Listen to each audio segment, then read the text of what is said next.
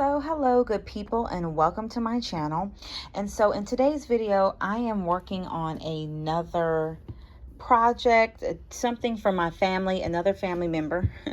It's like everything that I'm making it for my family, but I am working on this shawl. It's a very long shawl. I've actually already started on it and I had to get started because originally it was supposed to be for their birthday, but you know, such is life. As crocheters, we get behind on our projects, but that's okay because it's going to get done. Anyways, this is a beautiful shawl. It's a pattern that I found on Etsy. I find a lot of patterns on Etsy, but it's this beautiful shawl that will have kind of like a lace looking detail, this floral detail on the edges. When I get done with the front part of, or the top part of the shawl, it's going to look very, very beautiful. But yeah, I've already started on it. And the yarn that I'm using is the Yarn Bee Yarntopia white yarn. It says it's white, but honestly, this is like an eggshell cream color. So it's definitely not white. But yeah, I've been using, let's see what, I always forget what the weight is on this yarn. Yeah, it's 100% acrylic, but it's very soft though. It's very, very soft yarn. It says to use a 4.5 millimeter hook, but I have not. I've been using a, I believe it's either a 3.5 or size 3 millimeter hook for this yarn, because it's to me it's kind of on the delicate side. It's a little bit thinner than the yarn I normally work with, but it was a specific look that I was going for this project. But anyway, I'm gonna sit here and do some crocheting, and yeah, please join me.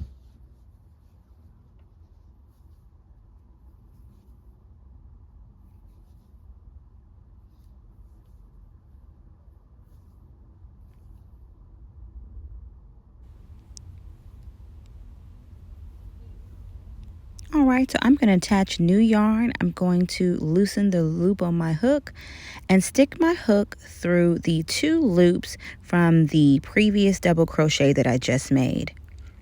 And now I'm going to take my new yarn and I'm going to just put it over my crochet hook and then slide it through those 2 loops on my hook. And then from there, I'm just going to proceed with the new yarn to make double crochets in the middle of my work. And this is a good method to add new yarn to your work right when you're in the middle of a row or a round.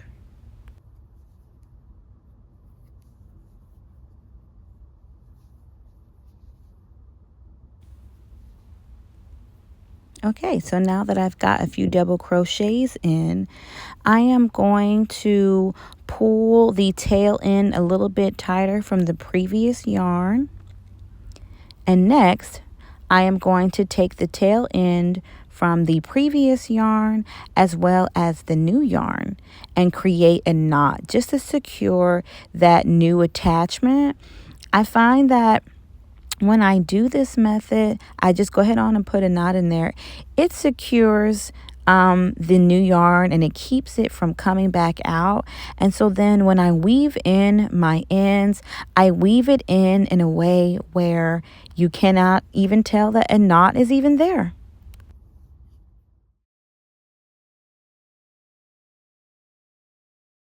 Okay, so I am done with making the first part of this beautiful shawl, which is just made up of double crochets, but it's very, very beautiful pattern, and it's, you know, kind of easy to work up. I'm getting ready to move on to the part where I begin developing the lace.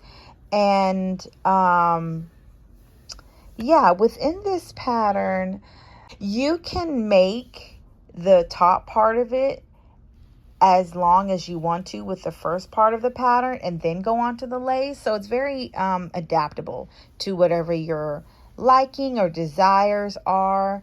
So yeah, I do like that. I am thinking about, I'm thinking about going one more row with this last bit of yarn that I have. This is enough to make one more row beyond the rows that is stated within the pattern. But we'll see. We'll see. I'm just done with the top part of it. I'm really happy with the way that it's coming out so far. Okay. So I am working on the lace part of this shawl. And the pattern is fine. I am the one who's not fine. So I'm working on the second row of the flowers. And what I accidentally did was, you see this right here? That's a human error right there. With the way that this pattern is, I'm not gonna like show the name and everything, but you know, the name of the thing will be in the description box. This pattern's by Gootie. It's a floral shawl, and as you can see, look how pretty that is.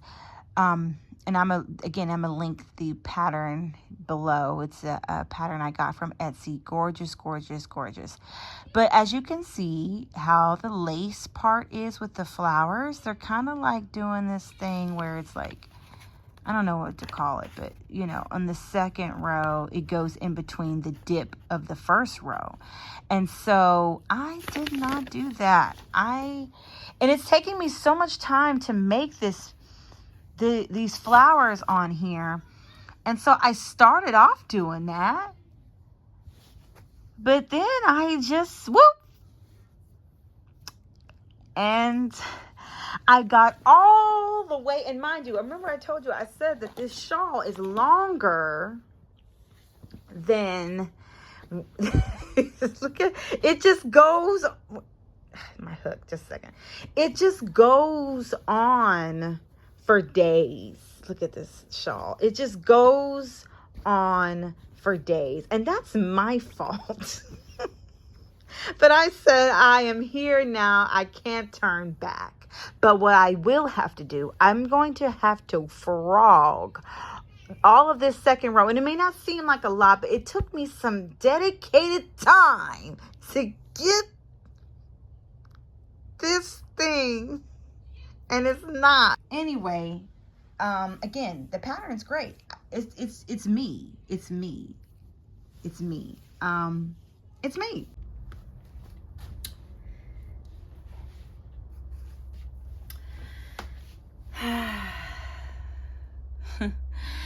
So I have gone probably 4 days without working on this project because, you know, sometimes you just lose motivation for your crochet projects because,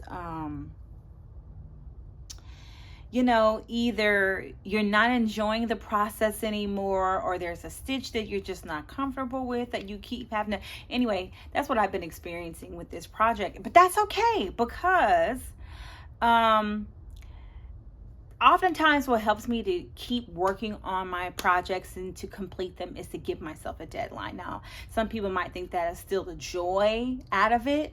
For me, it doesn't steal the joy because that just gives me an excuse to work on it, because I have a million other things that I could do where I can do a million other things that I can do besides crochet. But when I give myself a deadline, I say, I'm going to make sure this is done for this person's birthday or for the holidays or whatever, that I'm holding myself accountable, right? So then that way I can't just start something and not finish. So I don't have a big whip pile for that reason, because I want to finish my projects and I like to see what it looks like after I finish it. But I also enjoy the process too. But anyway, I'm going to go and I'm going to work on this.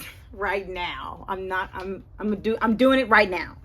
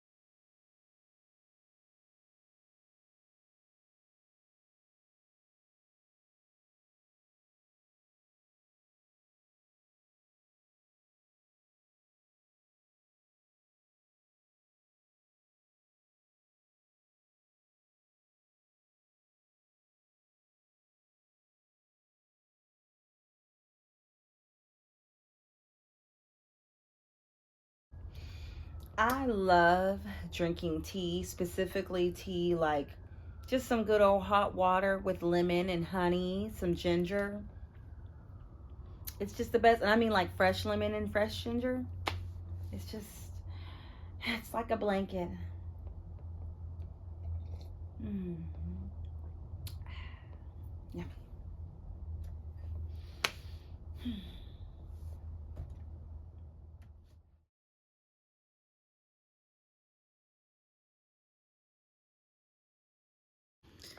Whew. Oh my goodness, y'all. I'm finally done with this shawl. It is late at night. It's after 10 o'clock. And I have not been working on this all day. Like, I was working on it earlier today. I had to stop around 12:30. And I haven't been able to, well, I did it a little bit for maybe about 20 minutes. And then I had to stop because I had, you know, a birthday party to attend and different things that I had to do for my family. So I finally have finished the garment, and I mean like doing the rows and weaving. Here it is. I guess I need to spread it out some. What I'm about to do now, and the lighting's not that great in here, so it's giving like this weird yellow color. But I am going to steam block this.